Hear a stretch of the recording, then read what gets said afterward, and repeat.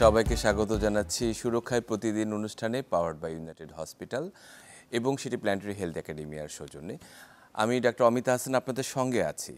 আজকের এই বিশেষ অনুষ্ঠানে আমরা যুক্ত করেছি তিনজন দন্তরোগ বিশেষজ্ঞকে, কারণ একটি উদ্দেশ্য রয়েছে। বিশেষ করে আগামী 17 এবং 18 মে অনুষ্ঠিত হতে যাচ্ছে Bangladesh international dental Congress and dental expo, যার আয়োজনে রয়েছেন Bangladesh academy of dentistry international বা বাডি। এর উদ্দেশ্যটি হচ্ছে এই যে সুস্থ মুখ এবং সুস্থ হাসির নিশ্চয়তা আমাদেরকে সুন্দরভাবে সমাজে উপস্থাপন করতে পারে। আমরা সকলেই জানি যে একটি প্রবাদ রয়েছে, আমরা দাঁত থাকতে দাঁতের মর্যাদা বুঝি না এবং এর কদর করি না। কিন্তু সত্যি দাঁত আমাদের জন্য বা আমাদের মুখের স্বাস্থ্যটি কতখানি গুরুত্বপূর্ণ সেটি আমরা নিশ্চয়ই ইতিমধ্যে বুঝে গেছি। কারণ এই আমাদের দাঁতের এই স্বাস্থ্যটি যদি আমরা নিশ্চয়তা না করতে পারি, তাহলে কিন্তু আমাদের স্বাভাবিক জীবন এবং আমাদের সামাজিক জীবন ব্যাহত হয়। এবং তাই আমাদের আজকের এই কনফারেন্স নিয়ে এবং দাঁতের নানান রকম নানাবিধ সমস্যা এবং সামাজিক প্রেক্ষাপট নিয়ে আলোচনায় যুক্ত করতে আমরা স্টুডিওতে আমন্ত্রণ জানিয়েছি আমাদের তিনজন অতিথিকে। আমি শুরুতে তাদের সঙ্গে পরিচয় করিয়ে দিচ্ছি। শুরুতে রয়েছেন আমাদের হাতের বাম দিকে doctor Chowdhury Moinjan, professor of endodontics, general secretary Bangladesh academy of dentistry international বা BADI, co convenor BADICON 2024। Doctor Chowdhury Moinjan, আপনাকে স্বাগত অনুষ্ঠানে। আপনাকেও স্বাগতম। আসসালামু আলাইকুম।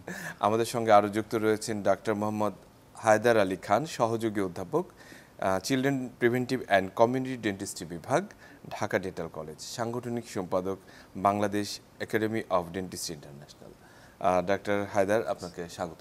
ধন্যবাদ আপনাকে। আমাদের সঙ্গে আমার হাতে ডান পাশে রয়েছেন ডাক্তার লুবনা শারমিন, কনসালটেন্ট, প্রাভা হেলথ, আন্তর্জাতিক সম্পর্ক বিষয়ক সম্পাদক, Bangladesh academy of dentistry international বা বাডি। আপনাকে স্বাগত ডাক্তার লুবনা। আপনাকেও স্বাগত এবং ধন্যবাদ চ্যানেল 24-কে, আর দর্শকদের আমার উদ্দেশ্যে আসসালামু আলাইকুম ওয়া রাহমাতুল্লাহি ওয়া বারাকাতুহু। অসংখ্য ধন্যবাদ। আমরা যে প্রসঙ্গটি বলছিলাম যে শুরুতেই একটু কনফারেন্স নিয়েই আলোচনায় আসি, আমরা দাঁতের সমস্যা নিয়ে এগুলো আসবো। তারপরে শুরুতেই যাচ্ছি প্রফেসর ডক্টর চৌধুরী মঈনজান, আপনার কাছে যে এই যে Bangladesh academy of dentistry international এর বা বাড়ির এর সূচনাটি আসলে কিভাবে হলো, এবং আসলে এই কনফারেন্সের মতো একটি বড় একটি জায়গা আপনারা এখন একদম মানে প্রাক্কালে রয়েছেন, আন্তর্জাতিক এবং জাতীয় পর্যায়ের সবার সম্মেলন, এই জায়গাটির সূচনাটি কিভাবে হলো বা কনসেপ্টটি কিভাবে আসলো আপনার কাছে? কনসেপ্টটা আপনি যেটা বলছেন, এটা আমাদের 13তম আন্তর্জাতিক সম্মেলন। 2011 সালে আমরা প্রথম শুরু করি এটা।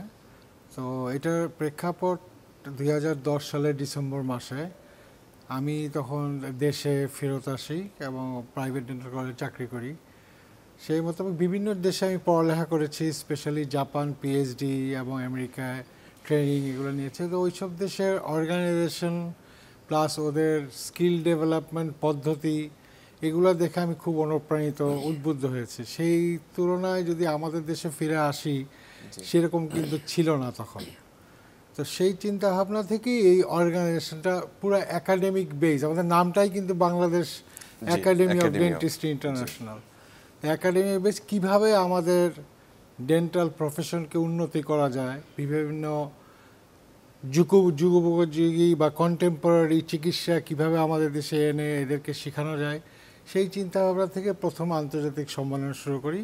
কারণ সেখানে আপনি বিদেশের অনেক স্কিল্ড লোক এবং বড় বড় নাম করা প্রফেসরদেরকে আমরা নিয়ে আসি, তারা হ্যান্ডস অন করায়, হাতে কলমে শিক্ষা, প্র্যাকটিক্যাল নলেজ, এসব সমস্ত ব্যবস্থা করি আমরা, যাতে আমাদের young generation, not only young generation as well as আমাদের বয়সী বা আমাদের সিনিয়র যারা নতুন কিছু শিখতে চায়, তাদের উদ্দেশ্যেই আমাদের এই কনফারেন্সটা শুরু করা।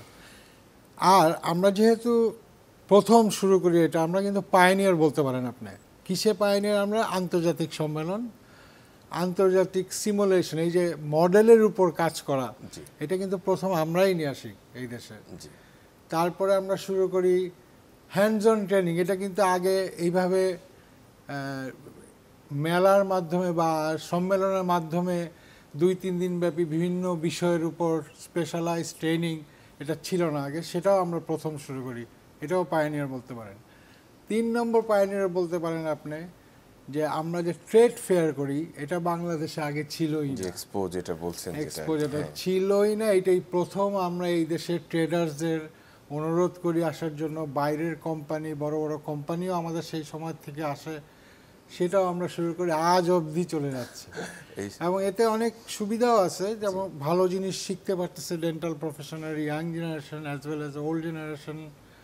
নতুন জিনিস পাচ্ছে যেটা কন্টেম্পোরারি ডেন্টিস্ট্রিতে ইউজ হয়, সেটা কি জিনিস সেগুলো ওরা বিদেশ থেকে নিয়ে এসে দেখে, ওইটার ডেমনস্ট্রেশন হয় এবং দেখে ওরা এখান থেকে আবার মেলা একটা সুবিধা, আমরা আবার ডিসকাউন্টও দিই। আচ্ছা আচ্ছা, যার মানে ফলে খুব ওরা সহজেই কিনতেও পারে তার নিজের জন্য। সেরকম সুব্যবস্থা এবং সহযোগে আমাদের ট্রেডার্সরা আছে, তারাও আমাদের সহযোগিতা করে, স্পন্সররাও বছরের একটি সময়, একটি আনন্দময় একটি দিনক্ষণ। খুবই চমৎকার করে বললেন ডক্টর চৌধুরী মঈন। আমি ডক্টর মোহাম্মদ হায়দার আলী খান, আপনার কাছে একটু ফিরে আসি যে আসলে এবারে যে আপনাদের কনফারেন্সটি হচ্ছে বাডিকন 2024, এর আসলে কতজন মানে ইন্টারন্যাশনাল মানে ভাবে আন্তর্জাতিকভাবে কেউ অংশগ্রহণ করছে, বা এই সম্মেলনটির কোনো বৈশিষ্ট্য রয়েছে কিনা, বিশেষত্ব রয়েছে কিনা? হ্যাঁ, এটা বাদির 13তম সম্মেলন। এই সম্মেলনটা মূলত 5 দিন ব্যাপী। 5 দিন ব্যাপী এই মেগা ইভেন্টের মূল আকর্ষণ হচ্ছে সায়েন্টিফিক সেমিনার। এখানে 7টি সায়েন্টিফিক সেশনের মাধ্যমে 17 এবং 18 তারিখে হোটেল শেরাটনে দেশি এবং বিদেশিদের প্রায় 20 জনের মতো স্পিকার ডেন্টিস্ট্রি বিভিন্ন টেকনিক এবং টেকনোলজি নিয়ে আলোকপাত করবেন। আর এছাড়া থাকছে হচ্ছে 6টি হ্যান্ডস অন কোর্স থাকবে এখানে, এবং 2টি হাতে কলমে শেখানোর জন্য ওয়ার্কশপও থাকবে।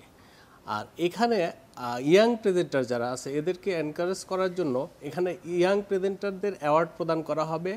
এছাড়া 18টি পোস্টার প্রেজেন্টেশন থাকবে, যেখানে ডেন্টিস্ট্রির সবচেয়ে আধুনিক বিষয়গুলো নিয়ে আমরা আলোচনা করব। অসংখ্য ধন্যবাদ ডক্টর হায়দার। আমরা আসলে মূল জায়গাটিতে রয়েছি।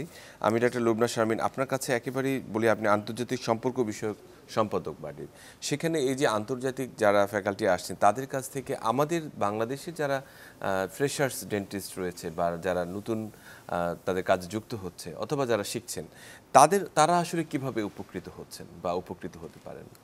ধন্যবাদ। অবশ্যই এখানে উপকারের অবশ্যই একটা বড় একটা প্ল্যাটফর্ম আছে, কারণ আমি নিজের প্র্যাকটিস থেকে বলতে পারি যে আমাদের যত এক্সপিরিয়েন্স হয়েছে, তারপর আমরা দেশের বাইরে, আমি পার্সোনালি আমি বাংলাদেশ মানে আমেরিকান ডেন্টাল অ্যাসোসিয়েশনের একটা অ্যাফিলিয়েট মেম্বার। সো আমি এদের কনফারেন্সে গিয়েছি, এরকম ওয়ার্কশপে মানে অংশগ্রহণ করেছি। সো ওখান থেকে দেখে আসছি দেশের বাইরে থেকে যে বিভিন্ন দেশ থেকে অনেক ডেন্টাল সার্জন ওখানে আসে এবং তাদের স্কিল ডেভেলপমেন্ট, নতুন ডেন্টিস্ট্রি যেগুলো ট্রমাটিক ডেন্টিস্ট্রি, তারপর লেজার ডেন্টিস্ট্রি, আধুনিক যুগে, এখন তো আধুনিক যুগে মাইক্রোস্কোপ দিয়ে কাজ করা হয়। সো এই জিনিসগুলোর সাথে কিন্তু আমি দেশের বাইরে থেকে পরিচিত হয়ে আসছি সেই 2006 থেকে। তারপর আমি প্র্যাকটিসে এগুলো আস্তে আস্তে করে অ্যাপ্লাই করেছি। আগে যেমন রুট ক্যানাল করা হতো মানে ম্যানুয়ালি, এখন তো এন্ডোমোটর আছে। এখন আমরা যখন পাশ করেছি ডেন্টিস্ট্রি, আমাদের সময় আমরা যখন পড়াশোনা করেছি এগুলো কিন্তু আমরা কিছুই জানতাম না, কিন্তু প্র্যাকটিস কিন্তু আমরা স্টিল করে যাচ্ছি। তো আমরা যেন ম্যাল প্র্যাকটিস না করি। সো নিজেদেরকে তো আধুনিকতার সাথে পরিচিতি হতে হবে। সো এই পরিচিতির একটা বড় দ্বার খুলে দিয়েছে BADI, Bangladesh academy of dentistry international. বাইরের যে স্পিকাররা আসছেন আমাদের, এবং সব মানে স্বনামধন্য স্পিকার, এমন হয়েছে যে বাদির কনফারেন্সগুলোতে এখন ওনারা আসার জন্য অনেকেই নিজের থেকে ইন্টারেস্ট আগ্রহ প্রকাশ করে। সো এইখানে কিন্তু মূলত আমাদের সারা বাংলাদেশ থেকে 1000 থেকে 1200 ডেন্টাল সার্জন অংশগ্রহণ করে। তা বেশিরভাগই কিন্তু ইয়াং ডেন্টিস্ট, প্রত্যন্ত অঞ্চলের, হ্যাঁ, সেটা জেলা পর্যায়ের হোক, বিভাগীয় পর্যায়ের হোক, ইভেন উপজেলা পর্যায়ের হোক। সো এই প্রত্যন্ত অঞ্চল থেকে যারা আসে আর ইয়াং ডেন্টিস্ট, এদের সাথে তো মানে এই যে পড়াশোনার একটা ব্যাপার আছে, যারা সায়েন্টিফিক সেশনের মাধ্যমে শিখছে, হ্যান্ডসনের একটা ব্যাপার আছে, একটা এন্ডোমোটর কিভাবে অপারেট করতে হয় সেটা ওয়ার্কশপের মাধ্যমে শিখে যাচ্ছে, হ্যান্ডসনের মাধ্যমে শিখে যাচ্ছে, এবং এটাকে তারা হাতে কলমে শিখে নিজেদের প্র্যাকটিসে এটা অ্যাপ্লাই করতে পারছে। এটা খুব ভীষণ দারুণ একটা বিষয় যে এই আধুনিক বা যে আপগ্রেডেশন যে ব্যাপারগুলো সেটাকে ওনারা নিজেরা নিজের ভিতরে জি, জি, নিতে জি, পারছেন, শিখতে পারছেন, সেটা আপনার বাড়ি এই জায়গাটিকে আসলে ইভেন আরো উন্মুক্ত একটা করেছে। ব্যাপার আছে এখানে, যেমন আমরা ছোটবেলা থেকে আগে ডেন্টিস্ট্রি প্র্যাকটিস কি ছিল, দাঁত উঠানো আর ওখানে একটা দাঁত বসিয়ে দেওয়া, বাঁধানো। সো এখন যেমন অনেক মানে আধুনিক ট্রিটমেন্ট বেরিয়েছে, চিকিৎসা বেরিয়েছে, সো ডায়াগনোসিসগুলা প্রপার ওয়েতে, আগে আমরা বলতাম দাঁতের মানে ডক্টররা বলতো দাঁতের ফিলিং, হ্যাঁ, পেশেন্টরা বলে পুডিং, সিমেন্ট, ঠিক আছে। সো এই ফিলিংটা যে এটার একটা প্রপার নেম আছে, রেস্টোরেশন। আগে আমরা মানে ক্যারিস বলতে তো ক্যারিস আমরা জানতাম ক্যারিস, আর সাধারণ মানুষ বলতো দাঁত পোকায় খেয়ে গেছে, ঠিক আছে। এখন এই ক্যারিস যে কত রকম হতে পারে, অ্যারিস্টেড ক্যারিস, ক্লাস 2, কত রকম যে ডিভিশন হতে পারে, এই যে আধুনিকতা, এইগুলো কিন্তু আগে আমরা জানতাম না। জি জি, অবশ্যই এগুলো পেশেন্টরাও কিন্তু আসলে হ্যাঁ, এখান থেকে এবং উপকৃত ওইটার সাথে হচ্ছেন। কিন্তু ম্যাটেরিয়ালগুলোও আধুনিকভাবে ইউজ করা আমরা শিখে যাচ্ছি। খুবই চমৎকার বললেন, অসংখ্য ধন্যবাদ ডক্টর লুবনা। আমি সরাসরি ডক্টর চৌধুরী মঈন জান আপনার কাছে ফিরে আসি একটু। সেটি হচ্ছে যে আপনি তো বললেন যে আসলে আপনি জাপানে পিএইচডি করেছেন, আমেরিকায় প্রশিক্ষণ নিয়েছেন এবং এখনো বর্তমানে বাইরে কাজ করছেন। তো এই যে বাংলাদেশের সাথে বাংলাদেশের যে ডেন্টিস্ট্রির যে ইতিহাস, আমি বলবো যে স্বাধীনতা পরবর্তী সময় এখন পর্যন্ত, এবং বাইরের যে আসলে আধুনিকায়ন, এই দুটি জায়গার মধ্যে আসলে আমরা কোথায় আছি বর্তমানে? মানে আমাদের ডেন্টিস্ট্রি বা আমাদের দেশের যে অবস্থানটি রয়েছে সেটিকে আমরা কতখানি সমকক্ষ করতে পেরেছি বিশ্বের সঙ্গে? আর প্রথমে আমি শ্রদ্ধা জানাই আমাদের স্যারদের, যারা প্রথম থেকে ডেন্টিস্ট্রির সাথে ছিলেন। তারা যদি আমাদেরকে না শিখাইতো আমরা পাশ করতাম না, বা পাশ করে বিদেশে যেতাম না। বিদেশে গেলে তাদের দোয়ায় বা তাদের সহযোগিতায় আজকে আমরা এখানে এসেছি। তাদেরকে আমি শ্রদ্ধা জানাই আমাদের স্যারদেরকে। এটা যেটা বললেন, বাংলাদেশের ডেন্টিস্ট্রি কিন্তু উন্নয়নের দিক থেকে অনেক এগিয়েছে। অনেক এগিয়েছে বলতে, এটা তো আপনার যে যুগোপযোগী যে চিকিৎসা, সেটা বাংলাদেশের ডেন্টিস্ট্রি সবাই মোটামুটি অবগত আছে। এরপরেও নতুন যেগুলো তৈরি হচ্ছে এখন, তো দিন দিন, যেটা উনি ডক্টর লুবনা আপা যেটা বললেন যে ক্যারিজের মধ্যে অ্যারিস্টেড ক্যারিজ, বিভিন্ন ক্যারিজ আছে, বিভিন্নটার কিন্তু বিভিন্ন চিকিৎসা। এগুলোর সঙ্গে আগে আমরা কি করতাম, জাস্ট ক্যারিজ উঠায় দিয়ে ফিলিং দিয়ে দিতাম বা রেস্টোরেশন করে ফেলতাম। কিন্তু এখন এক একটা পদ্ধতির এক একটা মডার্নাইজ ট্রিটমেন্ট আছে, যার ফলে এটা লংজিবিলিটি অনেক অনেক দিন থাকে। বিভিন্ন নতুন মেটেরিয়াল আসছে, সেগুলোও ইউজ করি, যেটা বাংলাদেশের ডেন্টাল প্রফেশনরা অবগত আছে। আমি এই জন্যই খুশি, এবং তাদেরকে আরও নতুনভাবে আমরা দেওয়ার জন্য 2011 সাল থেকে শুরু করেছি, এখনো চলছে, এবং সেটি নিশ্চয়ই সামনের যে কনফারেন্সটি রয়েছে সেটি আরও বেশি দ্বার উন্মোচিত হবে, উন্মুক্ত করবে। ধন্যবাদ ডক্টর চৌধুরী মঈন জান। আমি ডক্টর মোহাম্মদ হায়দার আলী খান আপনার কাছে ফিরে আসি যে আপনি ঢাকা ডেন্টাল কলেজে রয়েছেন। আমি যে জায়গাটি বলতে চাই যে আসলে সরকারি এবং বেসরকারি পর্যায়ে, মানে দেখা যাচ্ছে ডেন্টিস্ট্রির প্র্যাকটিসের একটি বড় একটি অংশ জুড়ে রয়েছে যে বেসরকারি বা প্রাইভেট অর্গানাইজেশন, মানে চেম্বার বেসড যে প্র্যাকটিসটি আমরা বলে থাকি। কিন্তু 18 বা 17 কোটি জনগণের জন্য, প্রান্তিক জনগোষ্ঠীর জন্য যে সরকারি পর্যায়ে যে সেবাটি রয়েছে, ডেন্টালের সেবাটি রয়েছে, সেটি আসলে কতখানি যথোপযুক্ত, বা আসলে প্রান্তিক জনগোষ্ঠী এই সেবাটি পাচ্ছে কিনা, এবং যে কথাটি বললাম না, এটা অনস্বীকার্য যে প্রান্তিক জনগোষ্ঠী, বিশেষ করে একবারে লাস্ট পর্যায়ে যারা আছেন, তারা খুব একটা সেবা পাচ্ছেন না, কারণ ডেন্টিস্টে অনেক বেশি এক্সপেন্সিভ। বাট সরকারিভাবে এটাকে এক্সপান্ড করার চেষ্টা চলছে। এক সময় পর্যাপ্ত ম্যান পাওয়ার ছিল না, বাট এখন ম্যান পাওয়ার বৃদ্ধি পাওয়াতে সরকারও বিভিন্ন হসপিটালগুলোতে ডেন্টিস্টকে প্রোভাইড করার চেষ্টা করছেন। এবং এর মাধ্যমে যেটা হচ্ছে যে এখন উপজেলা লেভেলের হসপিটালগুলোতেও একজন ডেন্টিস্ট আছেন, এবং সেই ডেন্টিস্টের মাধ্যমে কিছু কিছু সেবা প্রদান করা সম্ভব হচ্ছে। খুবই চমৎকার বললেন। একই প্রসঙ্গক্রমে আমি ডক্টর লুবনা আপনার কাছে ফিরে আসতে চাই। এই যে জায়গাটি সুযোগ অনেকে নিচ্ছে, বিশেষ করে যে ডেন্টিস্টের অপ্রতুলতা রয়েছে একেবারেই প্রান্তিক পর্যায়ে, মানে কিন্তু তারা তখন স্বর্ণপন্ন হচ্ছে কিছু কোয়াকদের, অথবা যারা এই জায়গাটিতে নিজেকে প্রতিষ্ঠিত করেনি বা কিছু প্রশিক্ষণ নিয়ে বা নিয়েছেন, তারা এদের স্বর্ণপন্ন হচ্ছেন এবং অনেক অপচিকিৎসা শিকার হচ্ছেন। আপনারা তো একটা ইয়েতে বলেনি যে বিডিএস নয় তো ডেন্টিস্ট নয়। তো এই জায়গাটিকে, আন্দোলনটিকে আসলে কতখানি পরিপূরক করে ছড়ানো গেছে সমগ্র বাংলাদেশে, কিন্তু মানুষ তো এখনো অপচিকিৎসার শিকার হচ্ছে। এই জায়গাটি কিভাবে আসলে বলবেন একটু? ধন্যবাদ, খুব মূল্যবান একটা প্রশ্ন অ্যাকচুয়ালি। তো আমি বলতে চাই যে এই যে অপচিকিৎসা, যে বিডিএস নয় তো ডেন্টিস্ট নয়, কিন্তু আমার ছোটবেলায় আমার আম্মা আমাকে নিয়ে গেছিল ডেন্টিস্ট নামে একজনের কাছে, ডাক্তারি বাগেরহাটে প্র্যাকটিস করেন। সে আসলে ওই বিডিএস ছিলেন না। আমার দুধ দাঁত 4টা উনি ফেলে দিয়েছিলেন উইদাউট অ্যানেস্থেশিয়া, নাথিং আর কি। খুব ভয় পেয়েছিলাম। তো এইখান থেকে আমি বলবো যে যেই জায়গাটা, এই যে আমরা যাদেরকে সহজ ভাষায় কোয়াক বলি, মানে ম্যাল প্র্যাকটিস করছে, এই ম্যাল প্র্যাকটিসটা কিন্তু অনেক ক্ষতিকর। মানে ওরা যেসব ম্যাটেরিয়াল ওনারা ইউজ করছে বা যেসব দাঁতের মধ্যে যেগুলো করছে, হ্যাঁ, ব্রিজের নামে, তাতে কিন্তু ওনাদের পেশেন্ট অনেক সময় ক্যান্সার হয়ে যায় একটা পর্যায়ে।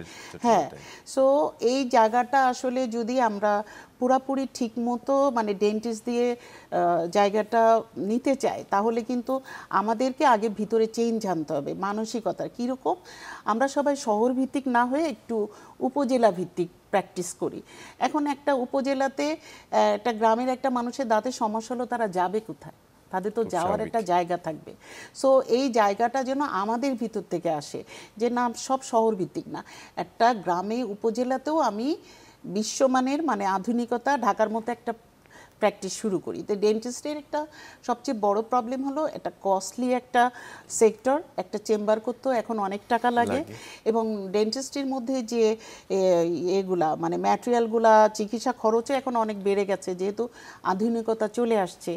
সো এগুলা তো সব দেশের বাইরে থেকে আসে ম্যাটেরিয়াল, এই কারণে আধুনিক জিনিসের সাথে কস্ট বেড়ে গেছে। তো গ্রামের লোকজনদের কিন্তু এটা সম্ভব হয়ে ওঠে না অনেক সময়। তা আমি আশা করব যে সরকারি পর্যায়ে এখন আশা করি প্রত্যেকটা উপজেলাতে একটা উন্নত মানের ডেন্টাল চেয়ার আছে। তো এই জায়গাগুলোতে ইউটিলাইজ করে অ্যাটলিস্ট গ্রামের লোকজনদেরকে আমরা সেবা দিতে পারি। খুব চমৎকার করে বললেন ডক্টর লোবনা। আমি সরাসরি চলে যাই ডক্টর চৌধুরী মঈন জান আপনার কাছে।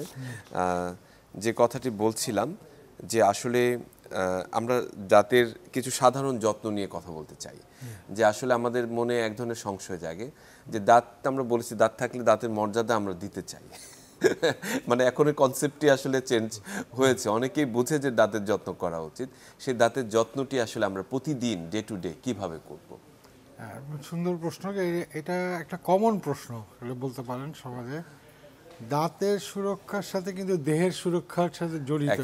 একেবারে দাঁত সুস্থ না থাকলে, মুখ সুস্থ না থাকলে আপনার শরীরও সুস্থ থাকবে না, কারণ সমস্ত কিছু জার্ম এই মুখ দিয়েই ভিতরে ঢুকে। কিন্তু তো সেটার জন্য সুরক্ষা আমাদের যে নর্মাল পদ্ধতি, আমরা ব্রাশ করব উইথ পেস্ট বা যেটা ইউজ করি আমরা সাধারণত দিনে 2বার, খাবারের পর, রাত্রে ঘুমানোর আগে 2 মিনিট ধরে করব। প্লাস সিস্টেম তো উপর নিচে পদ্ধতি, লাস্টের জিহ্বা একটু পরিষ্কার করে ভালো মতন কুলি করে আমরা প্রতিদিন 2 বেলা 2 মিনিট করে, মানে 2-2-2 রুল বলতে পারেন, যে 2 মিনিট 2 বার এবং 2 বেলা, এটাকে আমরা 2-2-2 এটা বলতে পারেন আর কি। আচ্ছা। আর ব্রিসেল যখন একদম ফেড হয়ে যাবে বা এটা ইউজ করার মতো, সাধারণত 2 মাস বা 2.5 মাস পর নতুন একটা, এখন বাজারে তো অনেক ধরনের ব্রাশ আছে। এটা নিয়ে অনেকে সংশয় রয়েছে, আমরা কি সফট ব্রাশ ইউজ করব, আমরা কি হার্ড ব্রাশ ইউজ করব কিনা? করার আমি পক্ষপাতী না, এতে এনামেলে ক্ষতি হতে পারে। সফট ব্রাশ ইউজ করা, আপনি যে সুপারফিশিয়াল যে ময়লা যেগুলো থাকে সেগুলোকে আপনি রিমুভ করা আর কি করতে হবে। সেজন্য সফট, মিডিয়াম সফট যে ওটা ইউজ করে 2 বেলা। জি, আরেকটি বিষয় আসলে, এই বিষয়টি খুবই আসলে আমাদের প্র্যাকটিসের মধ্যে থাকে না, সেটা হচ্ছে ফ্লস করা, ফ্লসিং।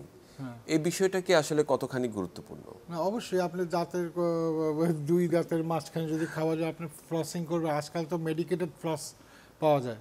আচ্ছা, আর এটা আজকাল না, অনেক আগের থেকেই পাওয়া যায়। আমরা সবসময় ইউজ করি, আমরাও অ্যাডভাইস করি পেশেন্টদেরকে ইউজ করার জন্য। এটা আর কোনো বিকল্প নাই, অবশ্যই ইউজ করবে, এটা করা উচিত আসলে। যাই হোক, এই প্র্যাকটিসটা খুব ডে টু ডে প্র্যাকটিসের কথা বললেন ডাক্তার মোহাম্মদ হায়দার আলী খান। আমি আসলে আপনার কাছে আসছি যে যেহেতু আপনি children preventive and community dentistry বিভাগে কাজ করছেন, একেবারেই আমাদের জন্য নতুন একটি কনসেপ্ট।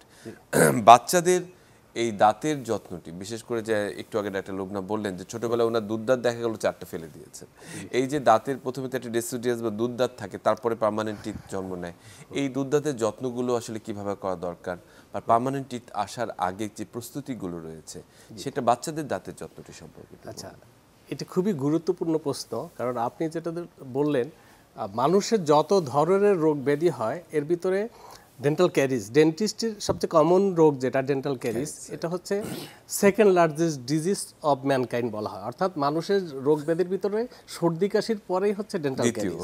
এবং মজার ব্যাপার হচ্ছে যে ডেন্টিস্ট এবং ডেন্টাল রিলেটেড যে রোগ ব্যাধিগুলো আছে এর ভিতরে অলমোস্ট 70 to 80% প্রিভেন্টেবল।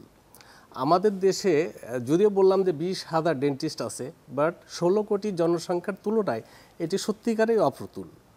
উন্নত বিশ্বে ডেন্টিস্টও অনেক এগিয়েছে এবং প্রিভেন্টিভ ডেন্টিস্টও অনেক এগিয়েছে। আমাদের দেশে ডেন্টিস্টও অনেক এগিয়ে থাকলেও দুর্ভাগ্যবশত প্রিভেন্টিভ ডেন্টিস্ট অর্থাৎ কিভাবে প্রিভেন্ট করব এই সেক্টরটা খুব বেশি, প্রতিরোধটা খুব বেশি এগোয়নি। হ্যাঁ, এটার ক্ষেত্রে আমাদের একটা উল্লেখযোগ্য ভূমিকা রাখতে হবে।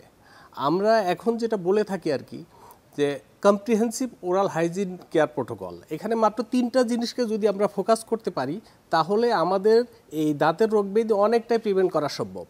1 নম্বর হচ্ছে সঠিকভাবে মুখের যত্ন নেওয়া, 2 নম্বর হচ্ছে আমরা কি খাবো এবং কি খাবো না, এই 2টা জিনিসের দিকে যত্নবান হওয়া। এখানে সঠিকভাবে মুখের যত্ন নেওয়া বলতে আমরা যেটা বুঝি যে দিনে 2 বার সঠিকভাবে দাঁত ব্রাশ করতে হবে। আমরা দাঁত ব্রাশ বলতে এর আগে যেটা বুঝতাম যে শুধুমাত্র দাঁত পরিষ্কার করা, বাট এখন যেটা হয় comprehensive oral hygiene care protocol, that mean দাঁত পরিষ্কার করতে হবে, এর সাথে জিভ পরিষ্কার করতে হবে, এর সাথে মুখের ভিতরে যে অন্যান্য মিউকাস মেমব্রেনগুলো আছে সেগুলো পরিষ্কার করতে হবে। বিশেষ করে বয়স্ক যারা, তাদের জন্য এটা খুবই প্রয়োজনীয়।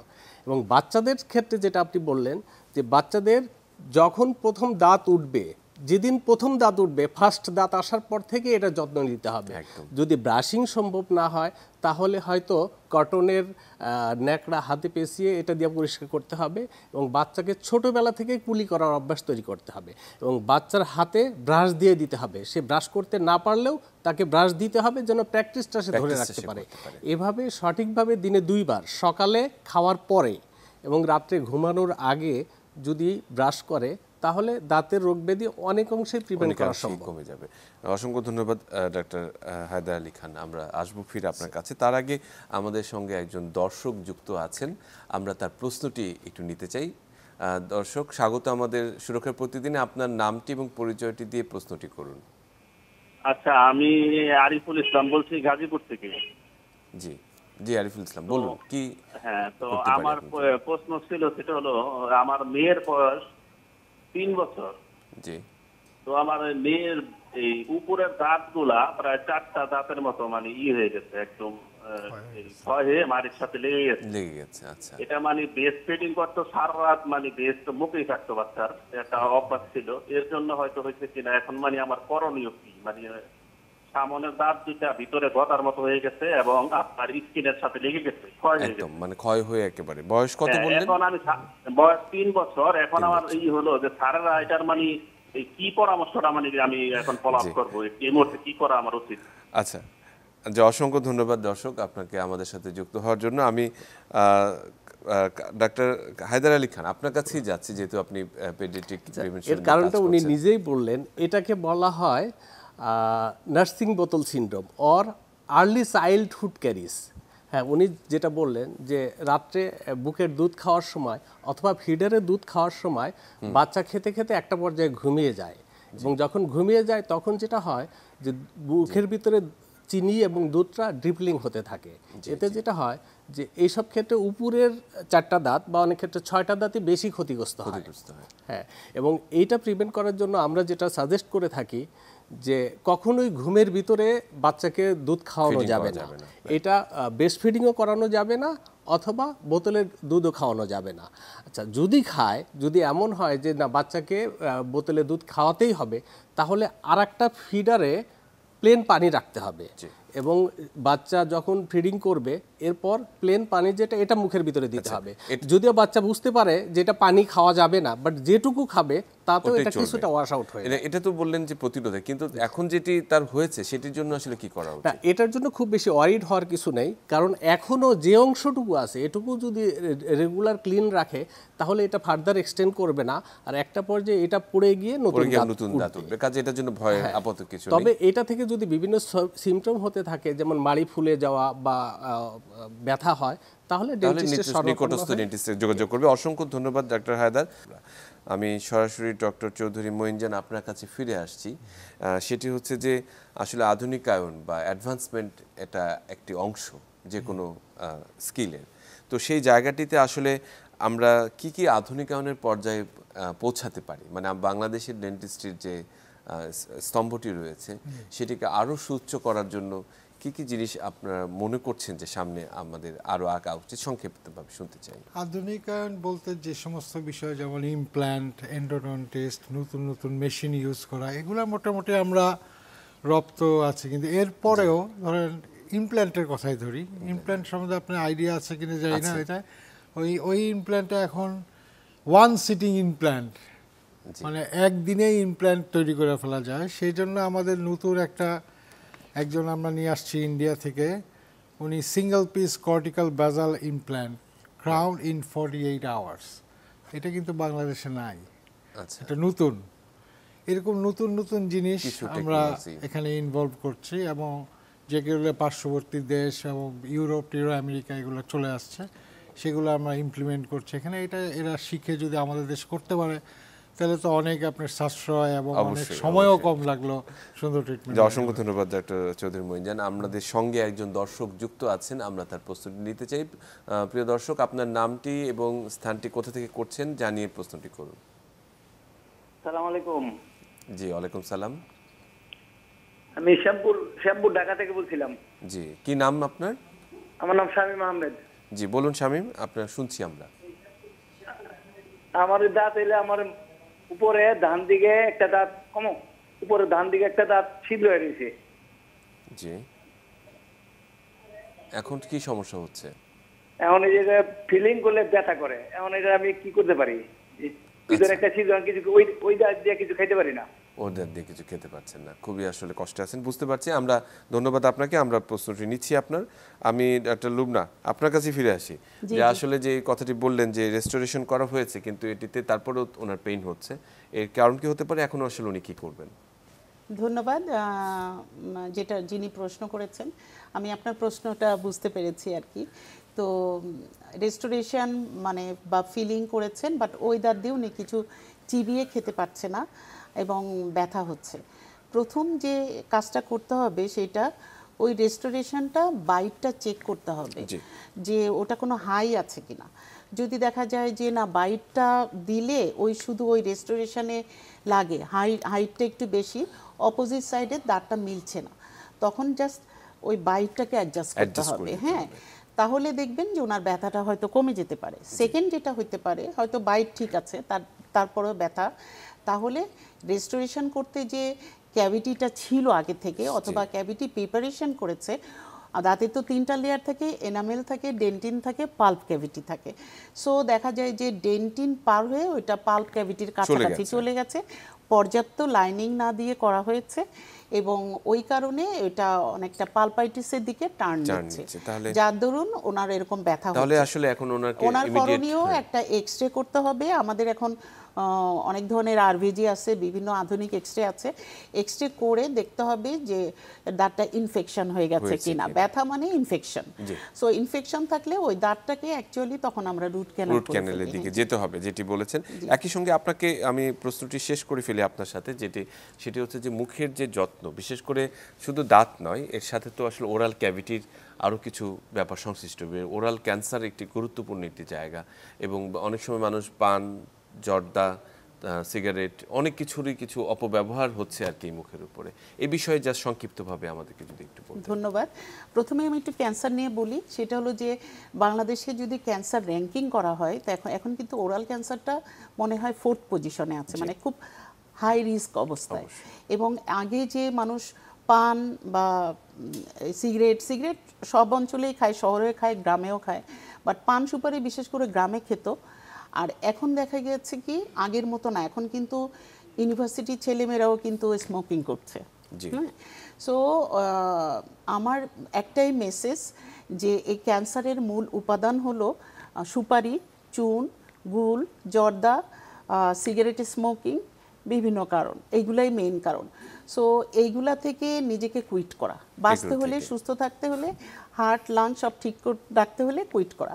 আরেকটা হলো যে কোনো শার্প টুথ, মানে ধরেন একটা দাঁত ভিতরে ভেঙে আছে দীর্ঘদিন, ওটা থেকে খোঁচায় খোঁচায় জিহ্বা বা ওরাল মিউকোজাতে খোঁচায় খোঁচায় ঘা হচ্ছে, ওই ঘা থেকে কিন্তু আপনার ক্যান্সারের টার্ন নিচ্ছে। সেই জায়গাটিও আসলে আমাদের লক্ষ্য রাখা দরকার। আচ্ছা, আর যেটা ওরাল হাইজিন, আমি ইন শর্ট, যদিও আমার ডক্টর মঈন, ডক্টর হায়দার সব কভার করেছে, ইন শর্ট একটু বলে দিচ্ছি। এই যে একটা যে ইম্পর্টেন্ট, হ্যাঁ, রাত্রে ঘুমানোর আগে, সকালে নাস্তা খাওয়ার পর 2 বেলা ব্রাশ করতে হবে, উপর নিচ করে, মিডিয়াম বা সফট। এই ব্রাশ দিয়ে 2 মিনিট ব্রাশ করতে হবে। খেয়াল রাখতে হবে আমার এই মাড়ির দাঁত থেকে এই মাড়ির দাঁত পর্যন্ত যেন ব্রাশটা পৌঁছায়, টাং ক্লিন করতে হবে। আচ্ছা, এটা গেল 2 বেলা। সারাদিন আমরা বিস্কিট খাচ্ছি, লাঞ্চ করছি, সো খাবার পরে আমাদের তো পানির অভাব নাই। এই যে গ্রাম অঞ্চলের জন্য এই মেসেজটা, আপনার হাতের কাছে পানি আছে, আপনি খুব পানি দিয়ে ভালো করে কুলি করবেন, অন্তত প্রতিবার যতবারই আপনি একটা বিস্কিট খান, চা খান, যেটাই খান, মুখটাকে কুলি করবেন। খাবার আটকে থাকলে ডেন্টাল ফ্লস, যেটা সুতার মতো, সেটা দিয়ে ফ্লসিং করতে হবে। আমার হাতের কাছে যদি মানে ডেন্টাল ফ্লস কেনার সামর্থ্য না থাকে, তাহলে আমি অন্তত জন্য একটা সুতা দিয়ে ওটা সেটা করে ফেলতে পাবে। আর হলো যেটা মানে বলবো, খাবার তালিকায় রাখতে হবে পর্যাপ্ত পরিমাণ ভিটামিন সি, ভিটামিন ডি এবং ক্যালসিয়াম জাতীয় খাবার। এটা দাঁতের সুস্থতার জন্য দরকার। লোকাল সাওয়ার ফ্রুটস, যেগুলো পেয়ারা, আমরা আমলকি, জলপাই, সিজনাল ফ্রুটস অ্যাভেলেবেল বাংলাদেশে, এগুলো আমরা যত চিবিয়ে খাবো। বাচ্চাদেরও বলবো, অনেকে দেখা যায় দাঁত উঠতে পারছে না বা বড়দের আকেল দাঁত উঠছে না, সো লোকাল সাওয়ার ফ্রুটসগুলো যত চিবিয়ে খাবো, ওই মাড়িটা তখন সরে দাঁতটা উঠতে সাহায্য করে, প্লাস হলো আপনার মুখটাকে ক্লিন রাখে। অসংখ্য ধন্যবাদ ডক্টর লুবনা শারমিন, আপনি একই সঙ্গে আমাদেরকে আরও কিছু হেলথ টিপসও দিয়েছেন, আপনাকে অসংখ্য ধন্যবাদ। আমি সরাসরি ডক্টর মোহাম্মদ হায়দার আলী খান আপনার কাছে ফিরে আসছি। যে বিষয়টি বলছিলাম সেটি হচ্ছে যে আসলে আমরা দেখেছি বেশিরভাগ ক্ষেত্রেই অনেকের বিদেশ যাওয়ার প্রবণতা থাকে, অন্যান্য রোগের ক্ষেত্রে। ডেন্টিস্টের ক্ষেত্রে আমরা একটি ব্যতিক্রম লক্ষ্য করি, যে এখানে কস্ট ইফেক্টিভ, যদিও এটা অনেকের জন্য সহনীয়, তারপরেও অনেকেই বাইরে থেকে এসেও আপনাদের কাছে চিকিৎসা করে। তো এই যে কিন্তু একটু ভীষণ রকম অন্যরকম বিষয়, এই বিষয়টাকে কিভাবে দেখছেন, এবং আসলে আমাদের মানে প্রিভেন্ট করার জন্য আরও কোনো পরামর্শ রয়েছে কিনা, খুব সংক্ষেপে আমরা শুনতে চাই। ধন্যবাদ। একটা কথা বলতে দ্বিধা নেই যে আমাদের আজ থেকে 15-20 বছর আগে ডেন্টিস্টের অবস্থা, আপা যেটা বললেন যে দাঁত তোলা এবং দাঁত বানানো, সেখান থেকে উত্তরণের লক্ষ্য নিয়েই বাদী গঠন করা হয়, এবং বাদীর মূল উদ্দেশ্য হচ্ছে প্রফেশনাল ডেভেলপমেন্ট। এবং খুব গর্বের বিষয়, আপনি জেনে খুশি হবেন যে বাংলাদেশের ডেন্টিস্ট্রি বর্তমানে উন্নত বিশ্বের যে কোনো দেশের প্রায় সমপর্যায়ে, এবং আমাদের আশেপাশের ডেন্টিস্ট্রি থেকে অনেক বেশি এগিয়ে আছে। এখানে প্রচুর পরিমাণে বিদেশি রোগী এবং প্রবাসী রোগীরা আসে বাংলাদেশের ডেন্টিস্ট্রির ট্রিটমেন্ট নেওয়ার জন্য। ফলে বাংলাদেশের ডেন্টিস্ট্রি রেমিটেন্স অর্জনের মাধ্যমে দেশের উন্নয়নে সার্বিক ভূমিকা রাখছে। অসংখ্য ধন্যবাদ ডক্টর হায়দার। আমি শেষ 1 মিনিটের মধ্যে আপনার কাছে আসছি ডক্টর চৌধুরী মঈনজান, যে সেটি হচ্ছে যে ইনফেকশন কন্ট্রোল একটি খুব গুরুত্বপূর্ণ বিষয়, বিশেষ করে একই ডেন্টিস্ট একই ইকুইপমেন্টস দিয়ে আরেকজনকে কাজ করছেন অনেক বিভিন্ন জায়গায় পেরিফেরিতে, সেই জায়গাটিতে একেবারে সংক্ষিপ্তভাবে বলুন যে আমাদের কি করা উচিত। প্রপার স্টেরিলাইজেশন, যেটা বিশেষ করে উপজেলায় ওইটা নাই, সেটা একটা মনিটরিং সেল আমাদের দরকার। মনিটরিং সেল করে প্রতিটা ক্লিনিকে যদি আমাদের অ্যাক্সেস থাকে এবং এটা পরিদর্শন করা। আর ডেন্টাল যারা প্রফেশন, যারা ডেন্টিস্ট, তারা মোটামুটি চেষ্টা করে স্টেরিলাইজেশনটা মেনটেন করা। এটা যে ব্যক্তিগত পর্যায়ে থেকে শুরু করা যায়, ব্যক্তিগত পর্যায়ে নিজের সচেতনতা, এটা শুধু যে পেশেন্টেরই ক্ষতি হবে তা না, কিন্তু নিজেরও ক্ষতি হবে কিন্তু। আর একটা যেটা বলছি, কোয়াক, আমি বলবো সব মানুষ, জেনারেল যারা পেশেন্ট, তাদেরও সচেতন হওয়া উচিত। তারাও কিন্তু কোয়াকদের ওখানে স্টেরিলাইজেশন বলে কিছুই নাই, সেটা নিজেদেরকে নিজের নিরাপত্তার কথা ভেবে আমরা যেভাবে সচেতনতা বৃদ্ধি করার চেষ্টা করছি, আপনাদেরও সহযোগিতা দরকার। একেবারেই যথার্থ বলেছেন। অসংখ্য ধন্যবাদ আপনাদের, ডক্টর চৌধুরী মঈনজান, ডক্টর হায়দার এবং ডাক্তার লুবনা শারমিন আমাদের সঙ্গে থাকার জন্য। নিশ্চয়ই ভবিষ্যতে আবার আপনাদের সঙ্গে কথা হবে। সুপ্রিয় দর্শক, আমরা একেবারেই শেষ পর্যায়ে, আমরা আসলে সত্যিকার অর্থে বাডি কনফারেন্স 2024 এর সাফল্য কামনা করছি এবং একই সঙ্গে প্রত্যাশা করছি যে প্রত্যেক মানুষের এই কনফারেন্স থেকে যারা ডেন্টিস্টের বিভিন্ন সেক্টর থেকে যারা অংশ নিচ্ছেন তারা যাতে এই মেসেজটি নিয়ে সমাজে পৌঁছাতে পারে, যাতে আমরা সুস্থ এবং নির্মল হাসির জন্য সত্যিকার অর্থেই একটি সুন্দর এবং সুস্থ আমরা ইনফেকশন কন্ট্রোল সহ একটি দারুণ একটি পরিবেশ আমরা তৈরি করতে পারি এবং এদেশ মানুষের দাঁত এবং মুখের যত্নে আমরা অবদান রাখতে পারি। সবাইকে অসংখ্য ধন্যবাদ। সুস্থ থাকবেন, আপনার দাঁতের যত্ন নেবেন।